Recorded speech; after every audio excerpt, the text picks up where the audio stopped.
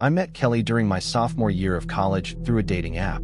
At first, everything about her felt magnetic: her dark humor, her intense eye contact, the way she clung to every word I said like it meant something divine.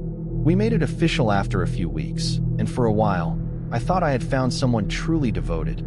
But devotion turned into obsession. It started small. She wanted to FaceTime every night, even if we had just seen each other. Then came the location sharing, the paranoid questions. Who's that in the background? Why didn't you text back in exactly 2 minutes? I chalked it up to insecurity. I wanted to help her heal until I realized she wasn't broken. She was dangerous. She had no real friends, just this creepy scrapbook she kept of her past, relationships complete with hair, receipts, even one guy's key. One night, I found she had carved both our initials into her thigh with a box cutter. She told me it was a vow. After 5 months, I tried to end things. She begged, screamed, even stood outside my dorm for hours in the rain. Then she vanished. A week passed. I thought she was finally gone, until the dreams started. Each night, I'd see her in the corner of my room, her eyes hollow, whispering my name. I'd wake up drenched in sweat, hearing scratching at my window 3 floors up. My phone would buzz at 3:33 a.m. every night from no caller ID, always with the same text. You promised me forever. I moved back to my parents' house. I didn't tell anyone about the dreams, about the footsteps, about the scent of her perfume in the hallway. One night, I came home late. My SUV's windows were smashed, deep scratches across the hood spelling my name. My mom said the power had gone out earlier, and when it came back, all the family pictures on the walls were turned upside down. That same night, she appeared. Not in a dream this time. It was real that I heard a knock at the front door around 3:30 a.m. I didn't answer. A second knock. Then the door opened on its own. My dog growled and backed away, whimpering. I stayed hidden, clutching a knife, heart thudding. And then I heard Ither voice, echoing through the house, distorted, like a tape being played backward. You broke us. Now I'll break you. I called the police. When they arrived, they found no footprints, no fingerprints, no signs of forced entry. But in the guest room, carved into the wall with something sharp, were the words, "You still sleep with the light on. I still watch." I filed for a restraining order. I moved states. I changed my number. Deleted social media. That was 2 years ago. But last week, I got a letter in the mail. No return address. Just a Polaroid photo of me sleeping, taken through my bedroom window. And on the back, scribbled in red ink, "You were right to be scared." Breaking up with Keen wasn't a moment of courage, it was an act of survival. We were together for 2 years. 2 years of bruises explained away, of gaslighting disguised as just being emotional. But something in me cracked the day he threw a bowl at the wall because I looked at my phone during dinner. I didn't want to wait and see how bad things could get. I left. I didn't do it in person. I sent a long text and turned off my phone. I stayed with my mom, a nurse who worked overnight shifts. We lived on a street that was quiet, but not the comforting kind of quiet. The kind that feels like someone is watching and just hasn't made a move yet. That first night after the breakup, I barely slept. My mind kept replaying his voice yelling, accusing, breaking down into sobs and threats. I hugged my cat, Nala, close. She had always been my source of comfort, quiet, soft, warm. She laid at the foot of my bed like she always did. I drifted off around midnight. I woke up to the sound of scratching, not a little noise. Violent, erratic. From outside my bedroom window. I live on the second floor. I sat up straight, my chest tight. The clock read 2:13 a.m. My window was locked, but the blinds were gently swaying like something had disturbed them from outside. Then came the second noise. It wasn't scratching this time. It was Nala, yowling louder than I'd ever heard her. I reached for her in the dark. She was on the edge of the bed, arched, staring at the window. I tried to pick her up, but she hissed at me. I backed off, confused and shaken. Then I heard a thud downstairs, followed by another. Then footsteps. I grabbed my phone and turned the flashlight on. I tiptoed to the hallway and listened. Silenced, no TV.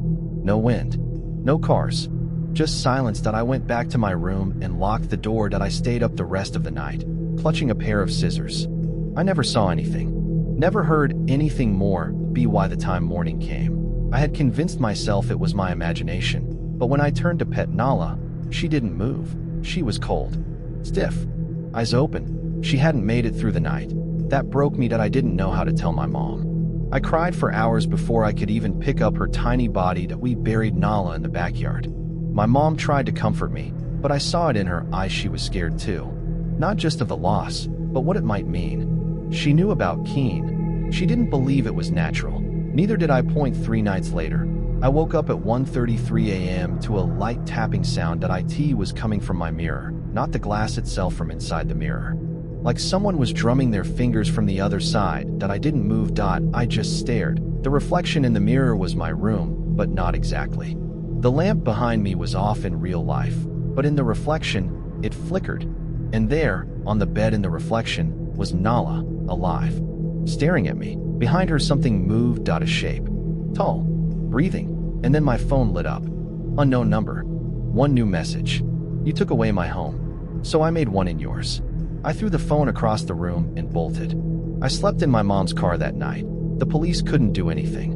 No evidence. No forced entry. No signs of anyone. But I started noticing things. Scratches on my bedroom walls. Red writing under the mirror I had wiped clean the night before. A smell like metal and old cologne. And then photos. Someone left printed photos at the front door. Photos of me sleeping. From inside the house. The final straw. A voicemail. It played while I was in the shower that I didn't pick up, but it went to voicemail. It was the sound of purring. Then static. Then Keen's voice, low and hoarse. She was just the beginning. I moved out. Changed my number. Got a new phone. New locks. No mirrors in my new room. I still don't know how he got in. Or if it was him anymore. But every now and then, I still hear scratching at the window.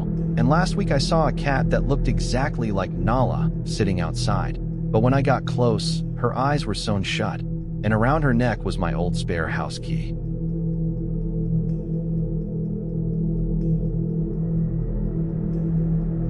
Mike wasn't like other boys I knew. He was older, a senior at a school in the next town, and I was a junior just trying to feel special for once. That we met on Facebook. He messaged me something stupid like, "You have a dangerous smile," and I was hooked. Our first date wasn't anything special, just burritos and a walk, but it was the way he looked at me. Like I was his. I felt wanted. But not all attention is love. The first time he lost his temper was over a text I hadn't answered for an hour. He slammed his fist into his car's dashboard and muttered something about respect. I laughed nervously, and he calmed down, kissed my hand, and said he just felt too much. After that, the rules began. No talking to boys. No hanging out with friends without his okay.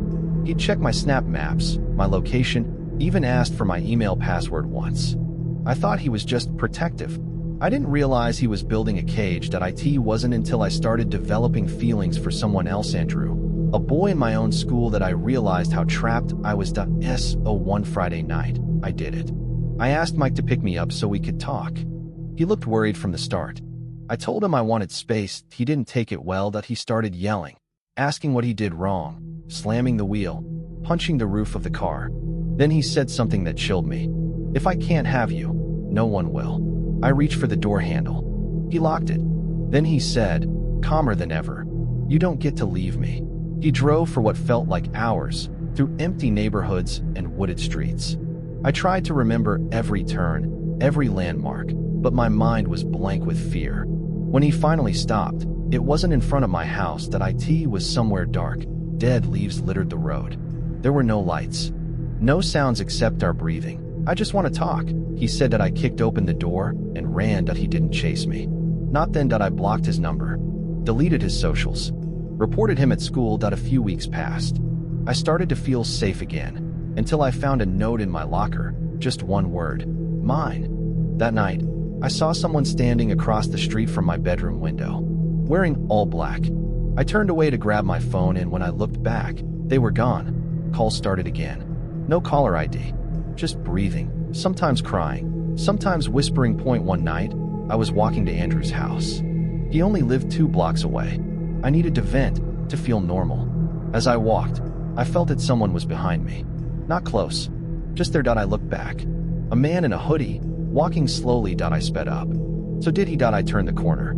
Andrew's porch light was visible. I texted him, Come outside. Now. Suddenly I heard it. Footsteps, sprinting behind me. I ran. Andrew opened the door, confused. I made it inside just as the figure reached the gate, then stopped and stood still. Andrew yelled something. The man turned and ran. Fast. Too fast that we called the police. They searched. Found nothing. Days passed. Mike's name was never mentioned. He was never caught.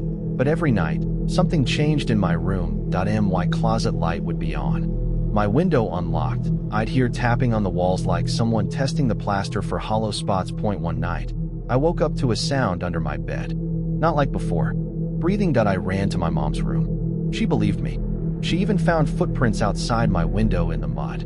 We called the cops again. Still nothing. They said maybe it was animals. Maybe it was dreams. Until the night I found the picture. A Polaroid slid under my door. The IT showed me sleeping. And on the back, in smudged ink, I like watching you when you dream about him. I moved schools. My mom changed jobs so we could move to another town. I never saw Mike again. But some nights I still hear someone whisper my name from the closet. And when I check my phone in the morning, sometimes I see a new photo in my gallery. Of me, sleeping, from the foot of my bed.